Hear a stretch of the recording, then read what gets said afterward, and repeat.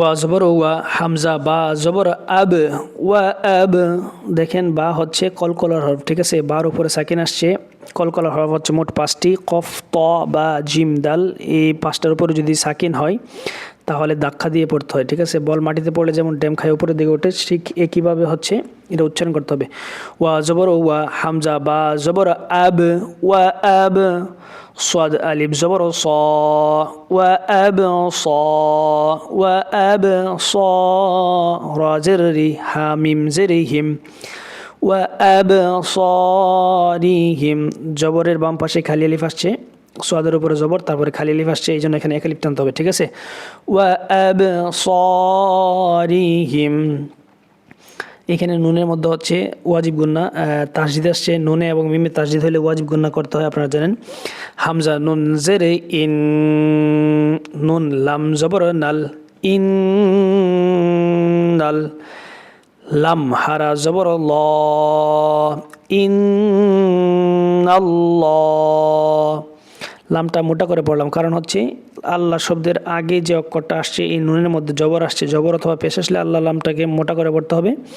আর যদি এটা হচ্ছে পাতলা জের হয় তাহলে এটাকে পাতলা করে পড়তে হয়, মোটা করে পড়বো। এখন ইন আল্লাহ, হা জবর হা, ইন আল্লাহ। আইন জবর আ, লাম হারা জবর লা, আলা। ইন্নাল্লাহা আলা। কাফ লাম পেশে কুল, লাম জেরেলি, কুল্লি। শিন ইয়া জবর শাই, কুল্লি শাই।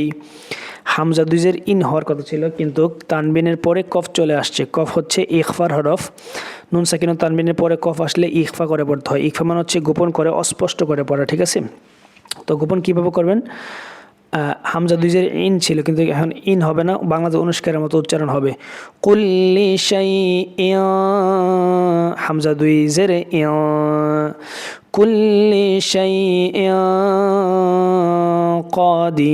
قدير.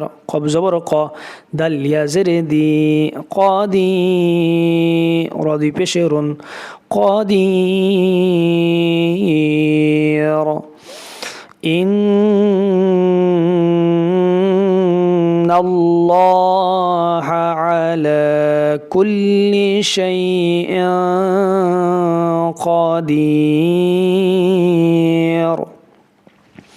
এখানে দুইবার পড়া যায়, আমরা থামলে কদির পড়ব, আর যদি না থামি তাহলে র সাথে ইয়াকে মিলাইয়া, দেখেন এখানে তানবিনের পরে যদি ইয়া আসে তাহলে হচ্ছে ঈদগামের হরফ, কেমন?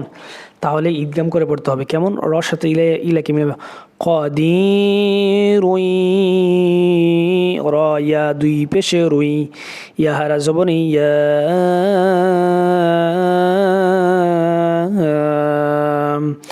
قدير.